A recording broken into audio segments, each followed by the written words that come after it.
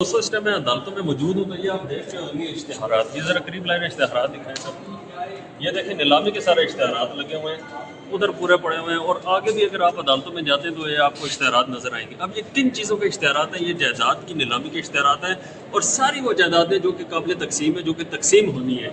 इधर पास में ये इनको ज़रा दिखाएं, इधर पास लिखा ये दवा तकसीम, इसके ऊपर लिखा हुआ है दावा तकसीम, लिखा हुआ है दावा तकसीम दावा तकसीम। मतलब कि जितनी भी मुश्तरका जायदादें हैं, बेशक वो जो जायदादें हैं वो वरासत में किसी को आई हो, किसी पर भाई ने कब्जा किया हो, किसी पर बहन ने कब्जा किया हो, या ऐसी जायदादें जो कि मुश्तरका आप मालकान थे वो आप तकसीम करवाना चाहते हैं, एक बंदा उस पर कब्जा करके बैठ के वो नहीं तकसीम करवाने दे रहा, तो आपने सिर्फ एक अदालत में दवा तकसीम का दायर करना है। तो दोस्तों अदालत ने फिर अपना नुमाइंदा मुकर्रर करना है। अगर तो वो जायदाद तकसीम हो सकती है तो उसकी तकसीम कर दी जाएगी, अगर नहीं तकसीम हो सकती तो इसी तरह का यानी कि इश्तिहार नीलामी का निकाला जाता है अदालत की तरफ से। तो फिर उस जायदाद की नीलामी बाकायदा करवाई जाती है। उस जायदाद की नीलामी करवाने के बाद जितना ऐसा यानी कि उन सब हिस्सेदारों का बनता है उनको उस हिसाब से पैसे दिए जाते हैं। दोस्तों ये तरीका है।